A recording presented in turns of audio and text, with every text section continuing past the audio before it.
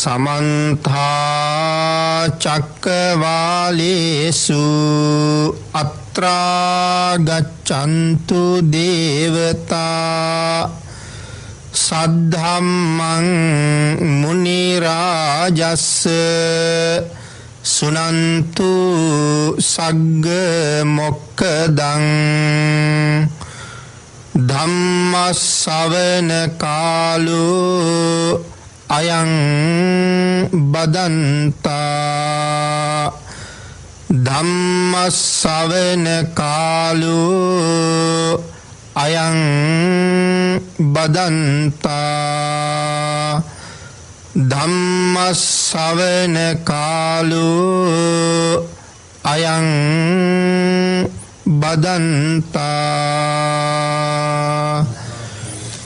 නමෝ තස්ස භගවතු අරහතෝ සබ්බ ධම්මේසු අප්පටිහත ඥානචාරස්ස දස බලධරස්ස චතුවේ සාරජ්‍ය විසරදස්ස සබ්බ සත්තුත්තමස්ස ධම්මිස්ස රස්ස ධම්ම රාජස්ස ධම්මස්සාමිස්ස තථාගතස්ස සබ්බඤුනෝ සම්මා සම්බුද්දස්ස නමෝ තස්ස භගවතු අරහතෝ සබ්බ ධම්මේසු අප්පටිහත ඥානචාරස්ස දස බලධරස්ස චතුවේ සාරජ්‍ය විසරදස්ස සබ්බ සත්තුත්තමස්ස ධම්මිස්ස රස්ස ධම්ම රාජස්ස ධම්මස්සාමිස්ස තථාගතස්ස සබ්බඤුනෝ සම්මා සම්බුද්දස්ස නමෝ තස්ස භගවතු අරහතෝ සබ්බ ධම්මේසු අප්පටිහත ඥානචාරස්ස දස බලධරස්ස චතුවේ සාරජ්‍ය විසරදස්ස සබ්බ සත්තුත්තමස්ස ධම්මිස්ස රස්ස ධම්ම රාජස්ස ධම්මස්සාමිස්ස තථාගතස්ස සබ්බඤුනෝ සම්මා සම්බුද්දස්ස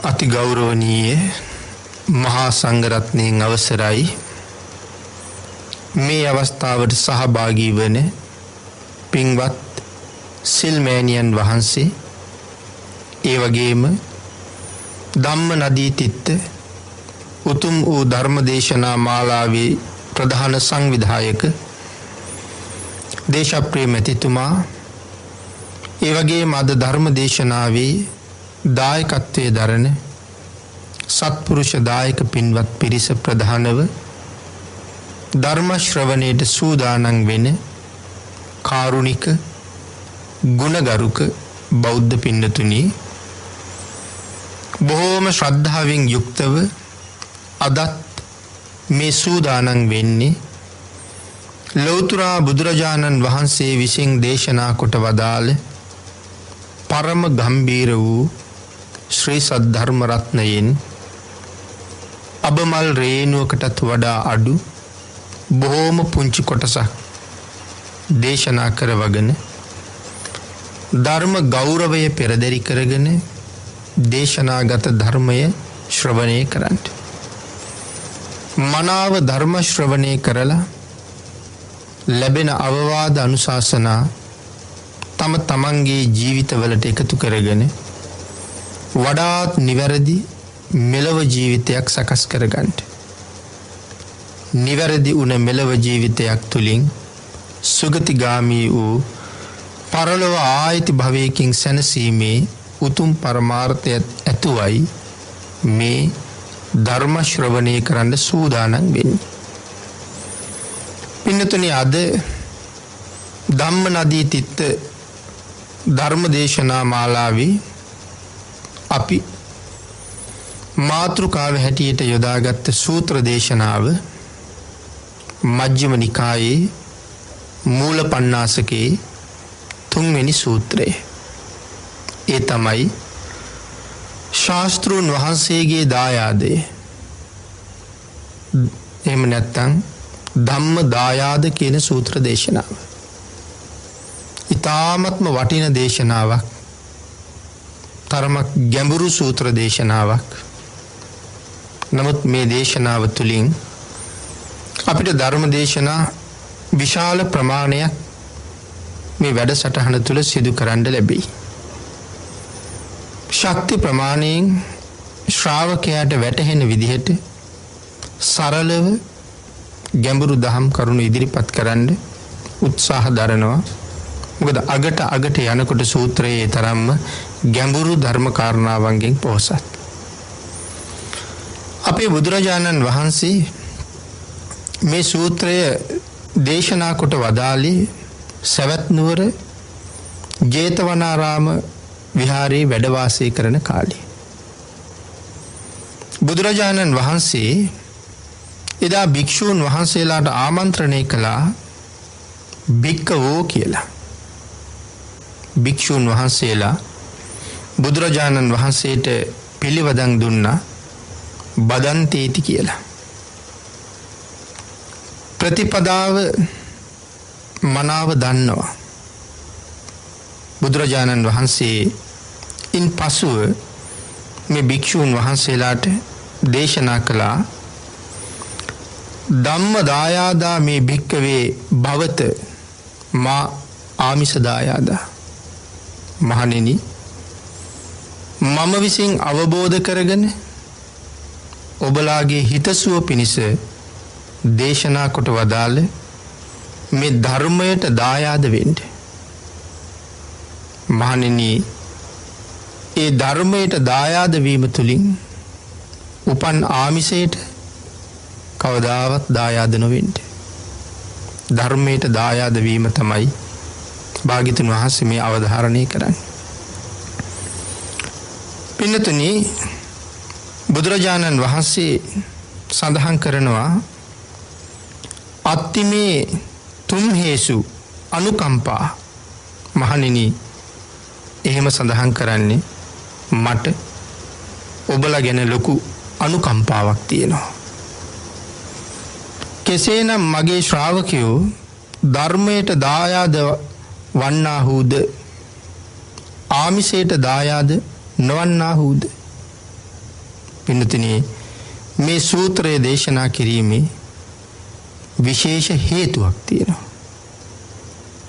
අපි සූත්‍ර දේශනාවට කලින් මේ දේශනාව භාග්‍යතුන් වහන්සේ දේශනා කොට වදාළේ මොන වගේ හේතුවක් පදනම් කරගෙනද කියන කාරණාව දැනගන්න එක මේ ධර්ම කාරණාව අවබෝධ කරගන්න අපිට ලොකු පහසුවක් සලසනවා. එහෙමනම් ඒ හේතුව තමයි ලාභ සත්කාරය. පදනම් කරගෙනයි මේ සූත්‍රය දේශනා කරන්නේ. බුදුරජාණන් වහන්සේ නිසා ඉපදිච්ච මහා ලාභ සත්කාරයක් තියෙනවා. බුදුරජාණන් වහන්සේට අනුව හැසිරෙන්න ගත්තහම මහා ලාභ සත්කාර තියෙනවා. ඒ කාරණා ඉදිරියට මනාව පැහැදිලි කරලා තියෙනවා. එනම් භාග්‍යතුන් වහන්සේ හේතුවෙන් මහා ලාභ සත්කාරයක් උපදිනවා. මිනිතුනි සඳහන් කරනවා නියත විවරණයෙන් පස්සේ මහා කල්ප අසංඛ්‍ය 4කුත් ලක්ෂ 1ක්. එහෙම නැත්නම් මහා කල්ප 4.140ක්. අසංඛ්‍යයක් කිව්වේ 1.140ක්. මහා කල්ප අසංඛ්‍ය 4ක් කියහම 4.140කුත් තවත් මහා කල්ප ලක්ෂ 1ක්. මේ ලෞතර බුද්ධ රාජ්‍ය වෙනුවෙන් පාරමිතා සම්පූර්ණ කළා. අවසානයේ අපේ බුදුරජාණන් වහන්සේ ලෞතර බුද්ධ රාජ්‍ය මුදුන්පත් කරගත්තා. බලාපොරොත්තුව මස්තක ප්‍රාප්ත කරගත්තා. නමුත් භාග්‍යතුන් වහන්සේගේ බුද්ධ කාලය අවුරුදු 45ක් තරම් කෙටි. සාරාංශක කල්ප ලක්ෂයක් මුළුල්ලේ උන්වහන්සේ පිරූ පාරමිතා නිසා, දුන්න දාන නිසා නැවත ආපහු ඒ වගේ ප්‍රතිවිපාක භාග්‍යතුන් වහන්සේට ලැබෙනවා.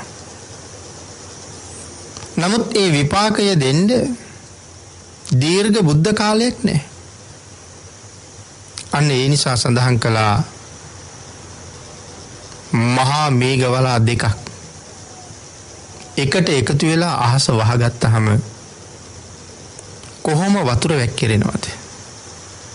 මහ විශාල වෙහිකලුවකින් අහස වැහිලා තියෙනකොට අපි කියනවා ධාරානිපාත වැස්සක් කියලා. එතකොට ඒ වාගේ වලාපටල දෙකක් එකට ඇවිල්ලා අර අපි ධාරානිපාතයි කියපු වැහි දෙකක් එකට වහිනකොට කොහොම වතුර වැක්කිරෙනවද? මේ අවුරුදු 45 තුල භාග්‍යතුන් වහන්සේගේ පාරමිතා නිසා උන්වහන්සේට ලැබෙන්න පටන් ගත්ත ලාභ සත්කාරයත් නිමක් නැතුව ගලන්න පටන් ගත්තා කියලා කියන්නේ. මහා ගංගා දෙකක් එකට එකතු වෙලා ගලනකොට යම්සේද ඒ වාගේ බුදුරජාණන් වහන්සේට ආමිෂ දායාද ලැබෙන්න පටන් ගත්තා. අනේ නිසා සඳහන් කළා මහණෙනි මේ ආමිෂයට කවදාවත් දායාද වෙන්න එපා. මා විසින් අවබෝධ කරගෙන දේශනා කොට වදාළ ධර්මයටම දායාද විය යුතුයි.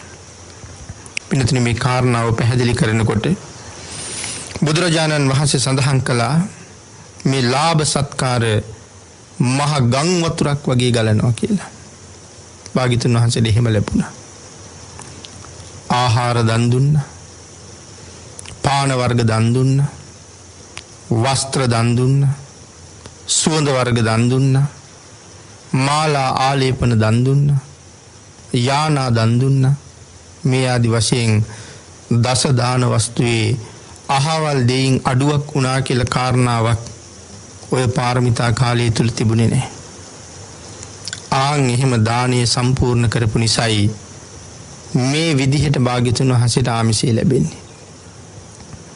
සඳහන් කළා පින්නතුනි රාජවරු, මැති ඇමතිවරු, සිටුවරු, බ්‍රාහ්මණයෝ ආදී අය බුදුරජාණන් වහන්සේ හොයාගෙන පැමිණෙනවා. මොකටද? දන් දෙන්න. ඇවිල්ලා කොහොම අහනවද කියලා සඳහන් කරනවා. බුදුරජාණන් වහන්සේ කොහේද? දේව දේවයන් වහන්සේ කොහේද? සියලුම මිනිසුන්ට අගතැන්පත් මහා නරාසභයන් වහන්සේ කොහෙද වැඩ ඉන්නේ? පුරුෂ සිංහ රාජෝත්තමයන්න් වහන්සේ කොහෙද වැඩ ඉන්නේ කියමින් ගැල් 100 ගණන් වල බඩු පටවගෙන ඇවිල්ලා. එක ගැලක නෙමෙයි ගැල් 100 ගණන් වල බඩු පටවගෙන ඇවිල්ලා. මේ කොහෙද කියලා හොයන්නේ අවස්ථාවක් ලද විගසම මේ ගැල් වල පුරවලා තියෙන නොයෙක් දේවල් අරගෙන උයලා පිහලා භාග්‍යතුන් වහන්සේට දන් දෙන්න. ඉන්න තැන හොයනවා කොතනද ඉන්නේ කියලා. පින්නතුනි ලබාගත නොහැකි අවස්ථාවක්.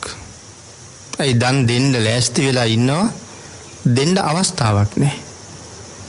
ඒ නිසා මාස ගණන් අවුරුදු ගණන් බලාගෙන ඉන්නවා. මේ කාරණාවල් ළඟ නතර වෙලා විස්තර කරන්න ගියොත් කොයි තරම් කරුණු විස්තර කරන්න පුළුවන්ද? භාග්‍යතුන් වහන්සේගේ ලැබීම ශ්‍රද්ධාවන්තයන්ගේ ස්වභාවය. සමහර වෙලාවට අපට මේ ශ්‍රද්ධාවත් එක්ක කල්පනා කරලා බලහම අපි හුඟක් දුප්පත්. අපිට බණක් අහන්න ගියත් තියෙන්නේ හදිස්සියක්. සමහර වෙලාවට කෙනෙක් ධර්ම දේශනාව ළඟ ඉඳගන්නේ අන්තිම කෙරවලේ. එහෙම වාඩි වෙන්නේ හදිස්සියේ නැගිටලා යන්න. මූණ පෙන්නන්න විතරයි ඇවිල්ලා තියෙන්නේ. බණ අහන අතරේ එදිනෙදා නොයේක් ලෞකික කටයුතු නිසා දුරකථන ඇමතුම් ගලාගෙන එනවා. නමුත් පැයක් බණක් අහන්න තරම් විවේකයක් නැහැ. ඒ ඇමතුම් වලට උත්තර දෙන්න තියෙනවා. ධර්ම ගෞරවයට වඩා ලෞකික සම්පත් වලට තියෙන ගෞරවයේ කැමැත්ත වැඩි. අපිට එහෙම හදිස්සියක් තියෙන්නේ. මේ දන් දෙන්න ඇවිල්ලා තියෙන්නේ මහ සිටුවරු. එක සිටුවරයෙක් යටතේ දහස් ගණන් ලක්ෂ ගණන් සේවකයෝ ඉන්නවා. මේ විශාල පිරිස් ඔක්කොම අතහැරලා දාලා ධනෝපායන මාර්ග ව්‍යාපාර කටයුතු සියල්ලම අතහැරලා දාලා මේ සිටුවරු ඇවිල්ලා කූඩාරම් හදාගෙන මාස ගණන් බලාගෙන ඉන්නවා බුදුරජාණන් වහන්සේට දන් වේලක් පූජා කරගන්න අවස්ථාව ලැබෙනකන්. ආන්ගේ නිසා සඳහන් කළා හාත්පසින් සතපුම් 2මාරක් විතර. එහෙම නැත්තම් ගව්වක් පමණ ප්‍රදේශයේ ගැලෙන් ගැල එකට හේතු වෙන තරමින් ගැල් 100 ගණන් නතර කරගෙන තමන්ගේ වාරයේ පැමිණෙනකන් බලාගෙන ඉන්නවා කියලා. තන තන ගැල් දාලා නෙමෙයි ගැලෙන් ගැල එකට හේතු වෙන්න සතපුම් 2මාරක පමණ මුළු ප්‍රදේශයේම ගැල් වලින්ම පිරීලා. ඊටාම දුර ඉඳන් සියලුම සිව්පසේ අරගෙන ඇවිල්ලා මේ කූඩාරම් හදාගෙන නතර වෙලා ඉන්නේ.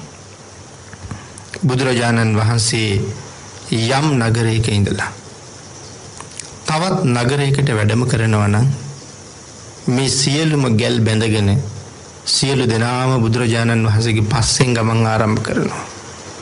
නමුත් මේ වාගේ සූත්‍ර දැනගන්න කලින් අපි දැනගෙන හිටියේ එක්ක තනියම නැත්තම් අග්‍ර උපස්ථායකයන් වහන්සේත් එක්ක නැත්තම් භික්ෂුන් වහන්සේලා 500ක් දෙනා පමණ පිරිවරාගෙන වැඩිම වුණොත් 1250ක් පිරිවරාගෙන බුදුරජාණන් වහන්සේ මාර්ගය වැඩම කළා කියලා. නමුත් මේ දේශනා අතරේ තමයි සඳහන් වෙලා තියෙන භාග්‍යතුන් වහන්සේ එහෙම වඩිනකොට දන් දෙන්න අය කොච්චර පස්සෙන් ගියාද කියලා. භික්ෂු සංඝයාට පිටිපස්සෙන් ඊළඟට ඒ ගැල් ටිකේ.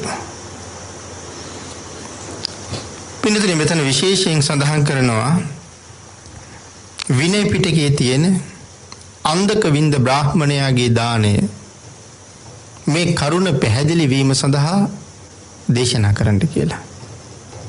අන්ධක වින්ද බ්‍රාහ්මණයා දන් දුන්නේ හැටි. අපේ බුදුරජාණන් වහන්සේ බරණැස් නුවර ඉඳලා අන්ධක වින්ද කියන ජනපදයට වඩිනවා. භික්ෂුන් වහන්සේලා 1250ක් එක්ක. මේ අන්ධක වින්ද කියන බ්‍රාහ්මණයට ආරංචි වෙනවා බුදුරජාණන් වහන්සේ අද අන්ධක වින්දයට වදිනවා කියලා.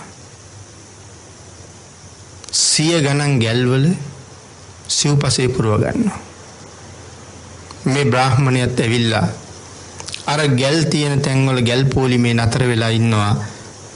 මගේ ප්‍රදේශයට වැඩම කරපු භාග්‍යතුන් වහන්සේට කොයි වෙලාවක නමුත් දානයක් දෙනවා කියලා. නමුත් පින්නතුනි සඳහන් කරනවා මාස 2කට වඩා වැඩි කාලයක් ගත වුණා. තමන්ගේ කරත්ත වලින් තවනම් එක හාල් ඇටයක් එළියට ගන්න ලැබුණේ නැහැ කියලා. දෙන්න අවස්ථාවක් ඇත්තෙම නැහැ. ඊට පස්සේ මේ බ්‍රාහ්මණය යනවා අග්‍රෝපස්ථායකයන් වහන්සේ ළඟට. ගිහිල්ලා කතා කරනවා. ඊට කලින් බ්‍රාහ්මණයා කල්පනා කරනවා මාස 2කට වැඩි ඇවිල්ලා තවම බුදුරජාණන් වහන්සේ විදියෙන් බත් සරලුවක් දී ගන්න ලැබුණේ. මගේ කර්මාන්ත ඒවා එහෙම්ම අත්හැරලා මං ඇවිල්ලා තියෙන්නේ. මගේ ගෘහ කටයුතු සේරම අත්හැරලා මං ඇවිල්ලා තියෙන්නේ. මම මෙහෙම බලාගෙන හිටියොත් තවත් මාස ගාණක් ගියත් මට දන් වේලක් දෙන්න නම් ලැබෙන්නේ නැහැ. ඒකින්ද කල්පනා කළා යන්න ඕනේ දන්ශාලාවට. ගිහිල්ලා බලන්න ඕනේ මොනවද භාග්‍යතුන් වහන්සේ වෙනුවෙන් දානෙට පිළිවෙල වෙලා නැත්තේ කියලා. එහෙනම් මෙයා දින කීපයක්ම දානශාලාවට යනවා. භික්ෂුන් දන් වන්දලා අවසන් වුණාම අස්කරන තැන් වලට යනවා. ගිහිල්ලා බලනවා මොනවද නැත්තේ. මොනවද පූජා වෙලා නැත්තේ. මේ පරීක්ෂණයෙන් පස්සේ බ්‍රාහ්මණය දැනගත්තා මේ පිඩුයි කැඳයි පූජා වෙලාම නැහැ. ආන්ගේ නිසා ආනන්ද ස්වාමීන් වහන්සේ ළඟට ගිහිල්ලා අහනවා ස්වාමීනි දින ගණනාවක්ම දන්හලේ මම බැලුවා කැඳයි මේ පිඩුයි නම් පූජා වෙලා තිබුණෙම නැහැ. එහෙනම් මම ලෑස්ති කරන්නද කියලා. කාරණාව කියනවා මම මෙච්චර කල් ඇවිල්ලා කියලා. ආනන්ද ස්වාමීන් වහන්සේ සඳහන් කරනවා ඒක මම භාග්‍යතුන් වහන්සේගෙන් අහලා ඉන්නම් කියලා. කරුණ දක්වලා බුදුරජාණන් වහන්සේගෙන් විමසහම බුදුරජාණන් වහන්සේ සඳහන් කළ ආනන්දය එහෙනම් පිළියෙල කරන්න කියන්නේ.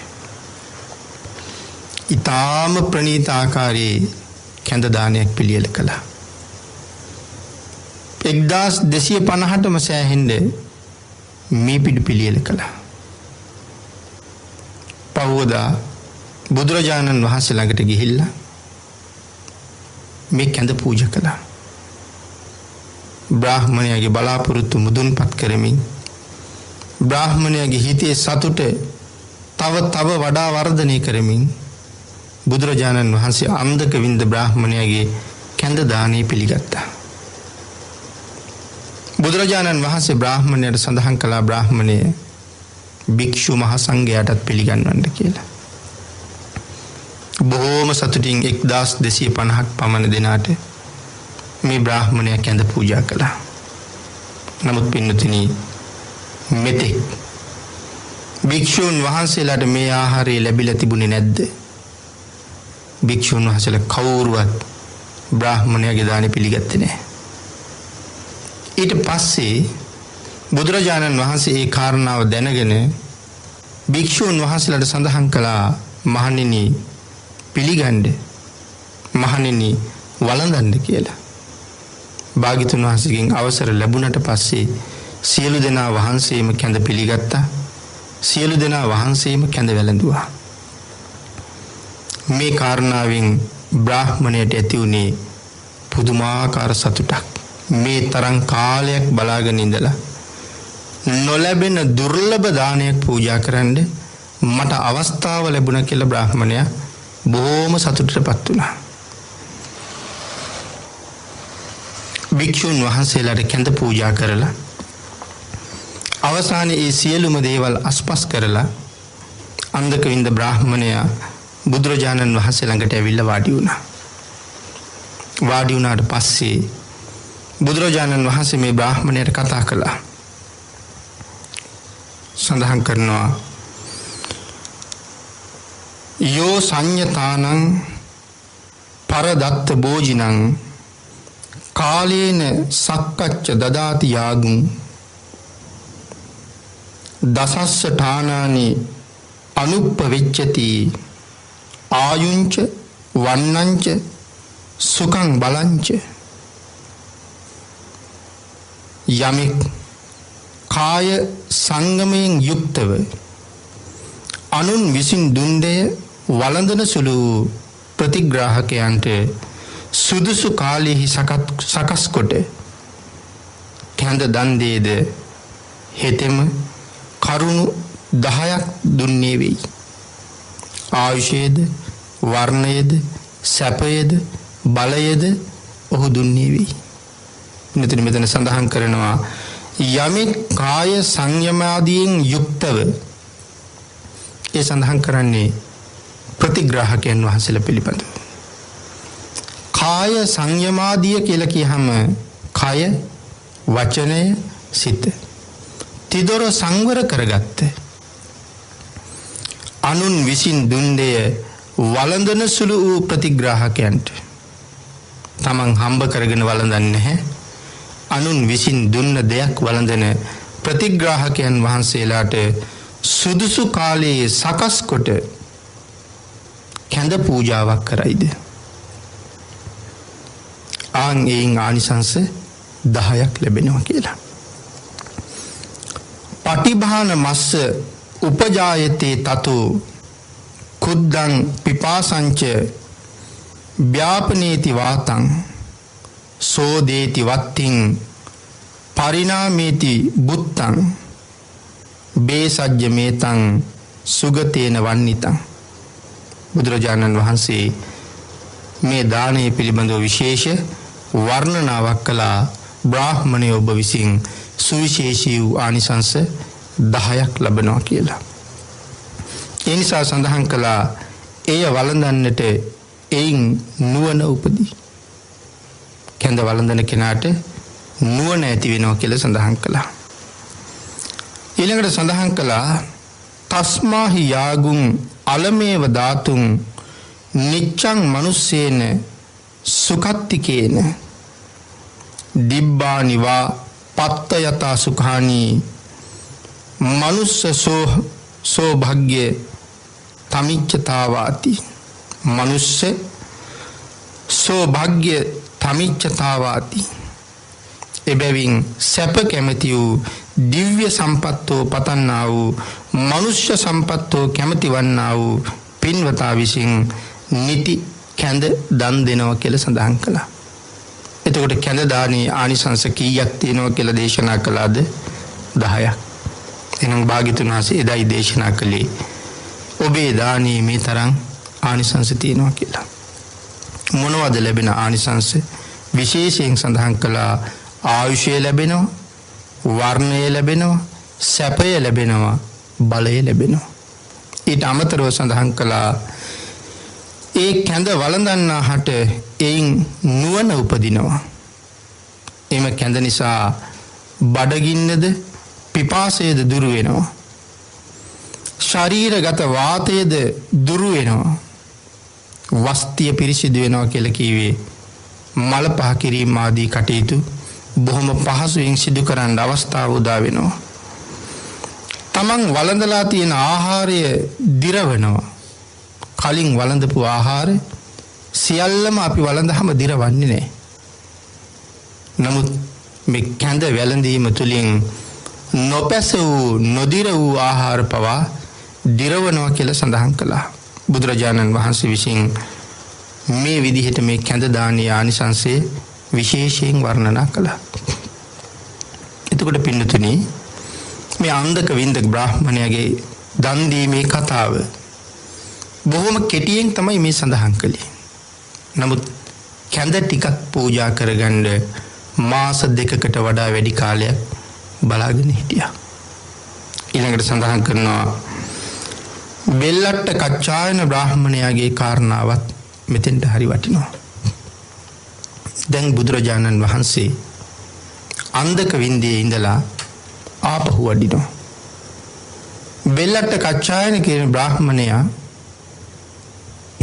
මේ උක්හකුරු කලපුරවගෙන කරත්ත 500ක අහුරගෙන අරගෙන යනවා. බෙල්ලට්ට කච්චායන ඈතින් එනවා බුදුරජාණන් වහන්සේ දැක්කා. මෙයා වෙළඳාම යන්නේ. භාග්‍යතුන් වහන්සේ මග ඉඩ ඉතුරු කරලා අසල තියෙන ගහක් ළඟ ගිහිල්ලා වාඩි වුණා. මේ බ්‍රාහ්මණයා බුදුරජාණන් වහන්සේ දැකලා බුදුරජාණන් වහන්සේ ළඟට ගිහිල්ලා දන ගහලා වැඳලා බුදුරජාණන් වහන්සේගෙන් අහනවා ස්වාමීනි භික්ෂුන් වහන්සේලා 1250ක් භාග්‍යතුන් වහන්සේ ප්‍රධානව මේ 1250ක් දෙනා වහන්සේටම මම උක්කකුරු කලී පූජා කරන්නද කියලා ඇහුවා. බුදුරජාණන් වහන්සේ සඳහන් කළා බ්‍රාහ්මණය එහෙමනම් එක කලයක් අරන් එන්න කියලා. එක කලයක් අරගෙන බුදුරජාණන් වහන්සේ ළඟට ආවා. ඇවිල්ලා ඒ කලින් උක්කකුරු අරගෙන බුදුරජාණන් වහන්සේට පිළිගැන්නුවා. බුදුරජාණන් වහන්සේ සඳහන් කළා බ්‍රාහ්මණය මහා සංඝයාටත් පිළිගන්වන්න. 1250ක් දෙනා වහන්සේටම අර කලින් හකුරු පූජා කළා. ඇවිල්ලා සඳහන් කළා ස්වාමීනි කලී හකුරු තව බොහෝම ඉතුරු වෙනි ස්වාමීනි. බුදුරජාණන් වහන්සේ සඳහන් කළා බ්‍රාහ්මණය භික්ෂු සංඝයාට ඇති තරම් පූජා කරන්න. භික්ෂුන් වහන්සේලා නැවත හකුරු පිළිගත්තා. ඒත් කලේ හකුරු එහෙම්මමයි. ස්වාමීනි භික්ෂුන් වහන්සේලා ප්‍රමාණවත් කියන තරම් පිළිගන්නවා තව ඉතුරුයි. සඳහන් කළා උක්කකුරු වලින් වහන්සේලා සන්තර්පණය කරන්න කියලා. භාග්‍යතුන් වහන්සේ මෙහෙම සඳහන් කළා කියලා භික්ෂූන් වහන්සේලාට සඳහන් කරාම උන්වහන්සේලාගේ පාත්‍රා පිරෙනකන් උක්කකුරු පිළිගන්නවා. උන්වහන්සේලා ළඟ යම් මල්ලක් තිබුණා නම් ඒවා පිරෙනකන් උක්කකුරු පූජා කළා. සමහර ස්වාමින් වහන්සේලා තමන් පෙම් පෙරා ගන්න පෙරහංකඩෙත් උක්කකුරු වලින් පුරවගත්තා. ඒ භාග්‍යතුන් වහන්සේ සන්තර්පණය කරන්න කිව්වා. ඇවිල්ලා කියනවා ස්වාමීනි භික්ෂූන් වහන්සේලා සන්තර්පණය කළා උක්කකුරු වලින්. ස්වාමීනි තවත් හකුරු කලයේ හැමමයි කියලා. ඒ වෙලාවේ බුදුරජාණන් වහන්සේ සඳහන් කළා බ්‍රාහ්මණය යාචකයෝ ඉන්නවා. මොකද පින්නතරි සඳහන් කරනවා බුදුරජාණන් වහන්සේගේ පිටිපස්සෙන් මේ කරත්ත යනකොට ඒ කරත්ත පස්සෙන් යාචකයෝ යනවා කියලා. ඒ දන් දෙන තැන්වල ඒ අයටත් හොඳට ආහාර ලැබෙනවා. එන්න සඳහන් කළා යාචකයන්ටත් දෙන්න කියලා. යාචකයන්ටත් දුන්නා. ස්වාමීනි තව ඉතුරුයි මොකද කරන්නේ? යාචකයෝ සන්තර්පණය කරන්න කිව්වා. ඇති වෙනකන් දීලා සන්තර්පණය කරන්න කිව්වා. සමහර යාචකයෝ මහා හැලි අරගෙන ඇවිල්ලා ඒ හැලි පුරවලා මුක්කකුරු දුන්නා. සමහර අය නොඑක් බෑග් මලු අරගෙන ඇවිල්ලා ඒව පුරවලා උක්කකුරු දුන්නා. ස්වාමීනි යාචකයොත් සන්තර්පණය කළා.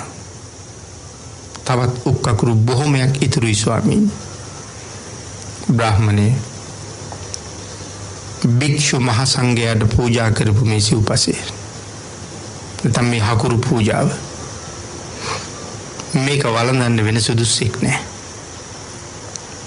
ඒ හින්දා ඉතුරු හකුරු එක්ක නිල් තනකොළ නැති බිමක බහලන්න නැත්තම් සත්තු නැති ජලයක පා කරලා අරින්න.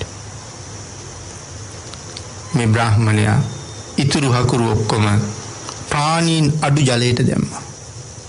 මේ හකුරු ඔක්කොම චිටි හඬ නගමින් දුම් නගමින් ගඟේ පාවෙන්න පටන් ගත්තා. නමුත් මෙතන සඳහන් කළා බුදුරජාණන් වහන්සේ වෙනුවෙන් සමහර කෙනෙක් මාස ගණන් බලාගෙන හිටියා. තව කෙනෙක් ඒ මොහොතේම අවස්ථාව අරගෙන පිළිගන්නවා. නමුත් ඒ ලැබීම කොච්චරද එක කලින් මොන තරම් පූජා කළාද? නමුත් අඩුවක් නැහැ. එනම් භාග්‍යතුන් වහන්සේගේ ලැබීමම තමයි එතනදී විශේෂයෙන් පෙන්눔 කරලා තියෙන්නේ.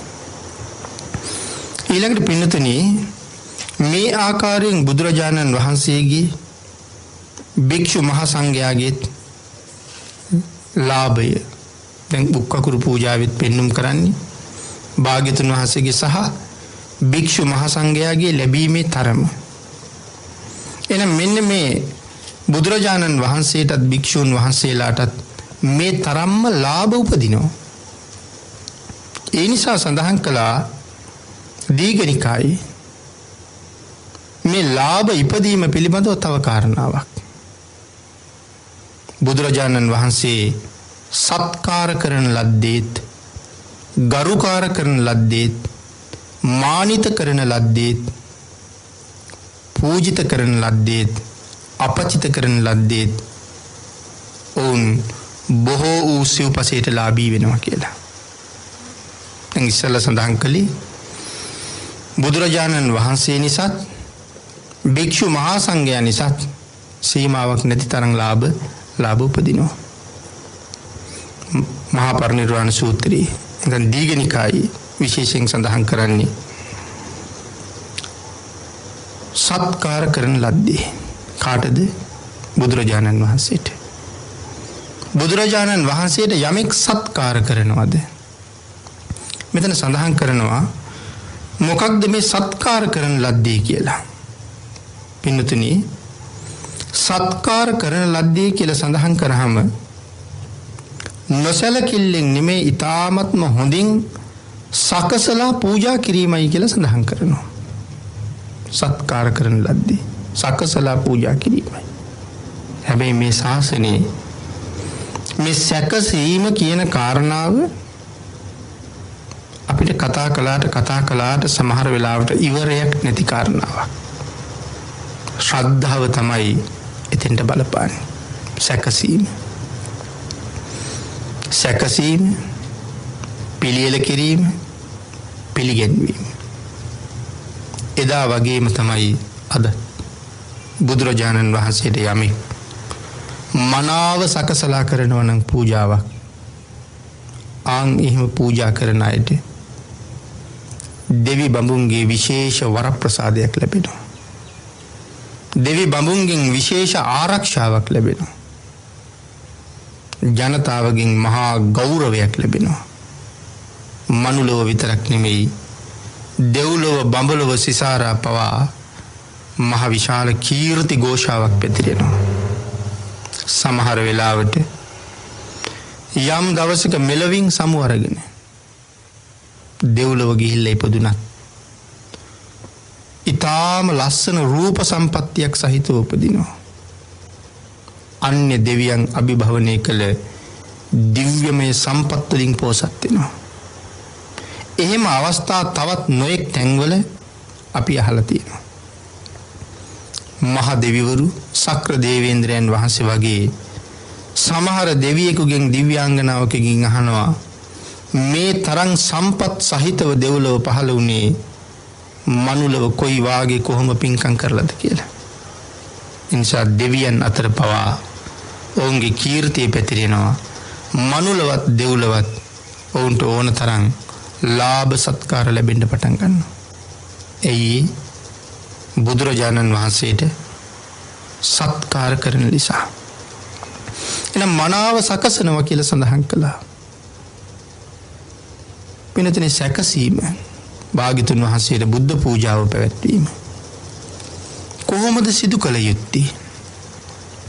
බුදුරජාණන් වහන්සේ වැඩ ඉන්නේ අපෙන් බොහෝම රසට මිහිරට දානේ බලාපොරොත්තු වෙන්න නෙමෙයි කවදාවත්. එහෙනම් බුදුරජාණන් වහන්සේ වැඩ ඉන්නේ අපිට පින් කරගන්නයි. භාග්‍යතුන් වහන්සේ අපෙන් මොකවත් බලාපොරොත්තු නැහැ. අපෙන් ආමිෂයේ බලාපොරොත්තුවක් නැහැ. අපෙන් වෙන බලාපොරොත්තු වෙන දේවල් තියෙනවා. ආමිෂයේ බලාපොරොත්තුවක් නැහැ. එහෙනම් අපි ඒ තරම් ආමිෂ පූජා අදත් මනාව සකසලා කරන්නේ ඇයි? අපිට පින් ඕන නිසා. අපිට මේ සංසාරේ දිනන්න ඕන නිසා. නිවන් දකින්නතුරු දුකක් නැතුව තව පින් වඩමින් ඉස්සරහට අපිට යන්න ඕන නිසා. එහෙනම් බුද්ධ පූජාවක් කරනවා කියලා කියන්නේ අපේ සංසාරي සුවපත් කරගන්නවා කියන එකයි. අපිට යමක් එකතු කරගන්නවා කියන එකයි. අන්න ඒ නිසා ඒක කොහොම කළ යුතුද? මහ රජෙකුට දෙන ආහාර වේලකට වඩා සක්විති රජෙකුට දෙන ආහාර වේලකට වඩා මහ දෙව් රජෙකුට දෙන ආහාර වේලකට වඩා භාග්‍යතුන් වහන්සේට පූජා කරන දාන වේල අපි කොහොම සැකසිය යුතුද? ඒක සමහරට අපේ පෘථග්ජන හිතට වැටහෙන්නේවත් නැහැ. නමුත් අපි ටික පටන් ගත්තාම ශ්‍රද්ධාව වැඩෙන්න අපි නොඑක් විදිහට අරමුණු වෙනවා.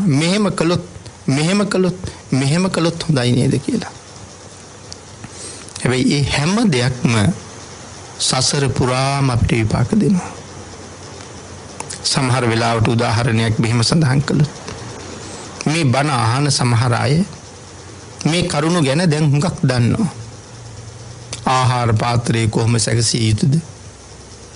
ව්‍යංජන ටික කොහොම සැකසිය යුතුද? පළතුරු ටික කොහොම සැකසිය යුතුද? තැබිය යුත්තේ පිළිගැන්විය යුත්තේ කොයි ආකාරයෙන්ද? මේ හැම එකක්ම හොඳට අහලා දැන් දන්නවා. නමුත් අපි දන්නවට වඩා තව හුඟ දේවල් අපිට හිතලා කරන්න පුළුවන්. සමහර වෙලාවට අපි උදාහරණයක් හැටියට අරගත්තොත් අපි බුදුරජාණන් වහන්සේට අමු අඹ ගෙඩියක් කපලා පූජා කරනවා කියලා. මම මේක මේ තේරුම් ගන්න උදාහරණයකට කියන්නේ. අමු අඹ ගෙඩියක්. අපි සමහරලාට අනුභව කරන්න ගත්තොත් gedara විවේකීව අපි එතෙන්ද ලුණු කුඩු ටිකකුත් ගන්නවා. සමහර කෙනෙක් මිරිස් කුඩු ටිකකුත් ගන්නවා. අපිටත් පුළුවන් අඹ කෑලි ටිකයි ලුණු කුඩුයි මිරිස් කුඩුයි කලවම් කරලා පූජා කරන්න. තව ටිකක් හිතහම අපි කලවම් කරපු ප්‍රමාණයේ ලුණු කුඩු වැඩිද? අපි කලවම් කරපු ප්‍රමාණයේ මිරිස් වැඩිද? එකක් කලවම් කරලා පූජා කරන්න පුළුවන්. තව භාජන දෙක මිරිස් කුඩු වෙනම, ලුණු කුඩු වෙනම, ගම් මිරිස් ටිකක් වෙනම අපිට ආයේ පූජා කරන්න පුළුවන්. භාග්‍යතුන් වහන්සේ කැමති ප්‍රමාණය භාග්‍යතුන් වහන්සේ සකසගනි. අපි සකසලා තියෙන භාග්‍යතුන් වහන්සේ කැමති ප්‍රමාණය වළඳයි. මේ ආදි වශයෙන් හැම කරුණක්ම පින්නතුනි හිතන්න ඕනේ. බුදුරජාණන් වහන්සේගේ ශ්‍රී හස්තේ පිස දමා ගන්න යම් ලේන්සුවක් සර්වියට් කොලයක් පූජා කරනකොට ඇති තරම් පූජා කරන්න ඕනේ. එකක් දෙකක් තියෙනවට වඩා 10ක් 15ක් තියෙන එක වටිනවා.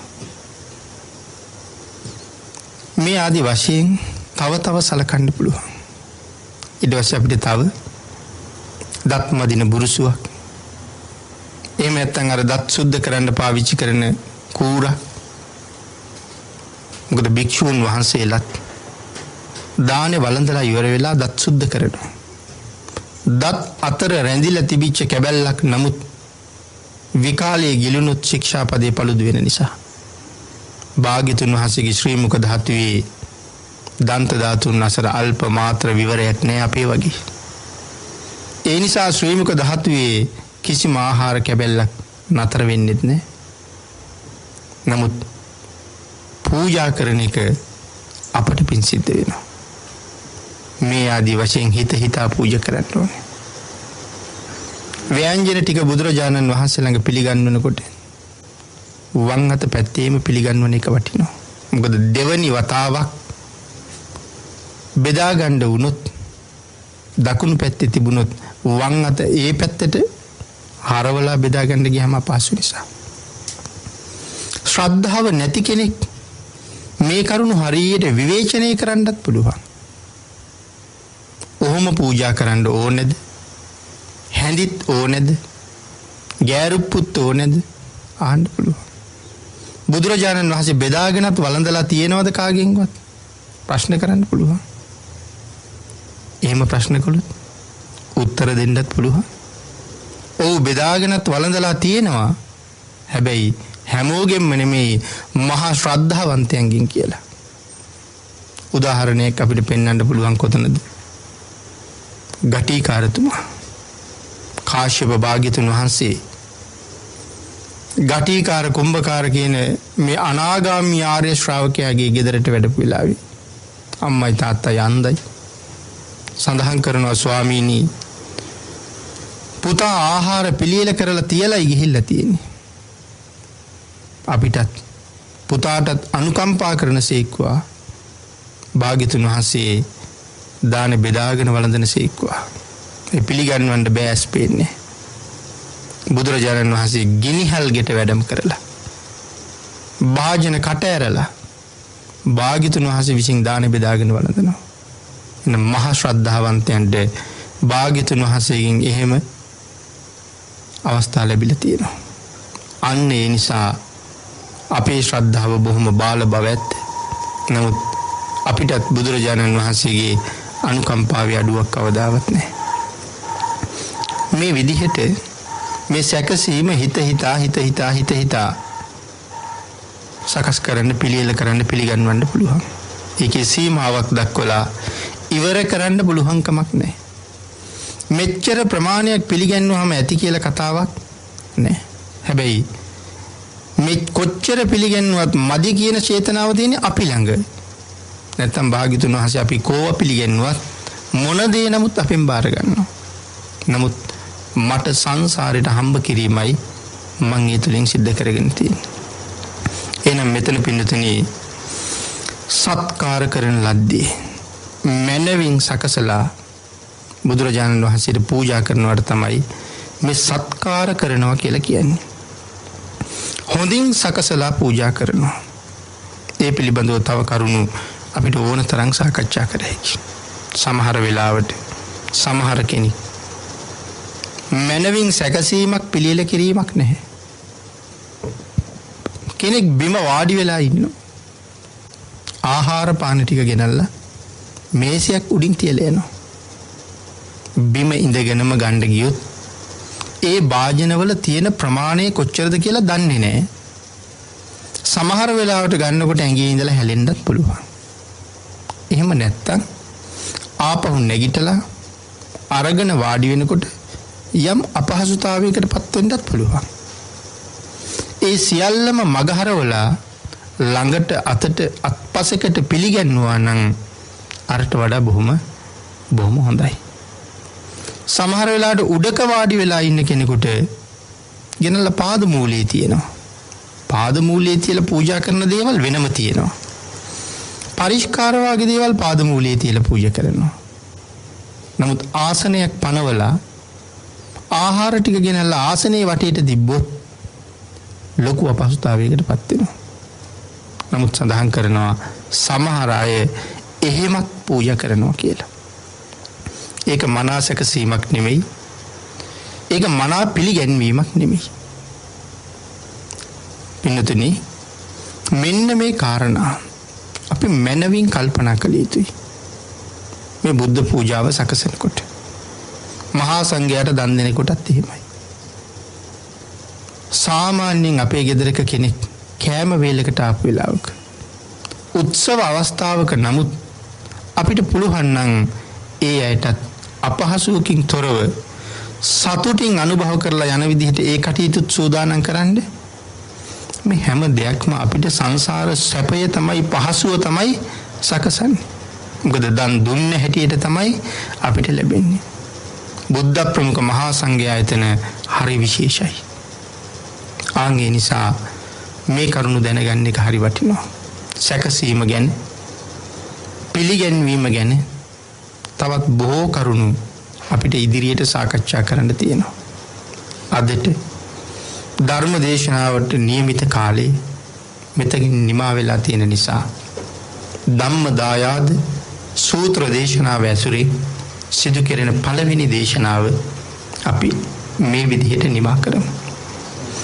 පින්නතුනි අද මේ උතුම් වූ ධර්ම දේශනාවේ උතුම් දායකත්වයේ දරනු ලබන සත්පුරුෂ පින්නතුන් දායකත්වයේ දරූ පින්පොත පදනමේ සියලුම සමාජික කල්යාණ මිත්‍රයන්ට සහ ඔවුන්ගේ පවුල්වල සමාජිකයින් ඒ වගේම ඔවුන්ගේ නමින් මිය පරලෝකීය සියලුම ඥාතීන්ට දහම් ඔසුව දානය කළ පින්වත් දේශකයාණන් වහන්සේට මෙම උතුම් ධර්ම දානමය පින්කම සඳහා අවස්ථාව උදා කර දුන්න කල්යාණ මිත්‍ර දේශප්‍රිය මහත්මයාට අවසන් වශයෙන් මේ පින්කම සඳහා සහභාගී වූ සියලුම පින්නතුන්ටත් මෙම දේශනාව පසුව හෝ යම් කෙනෙක් අසනු ලබන්නේද ඒ සියලුම දෙනාටත් එක ලෙසම මේ උතුම්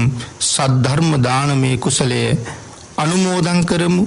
අනුමෝදන් වේවා කියලා ප්‍රාර්ථනා කරනවා.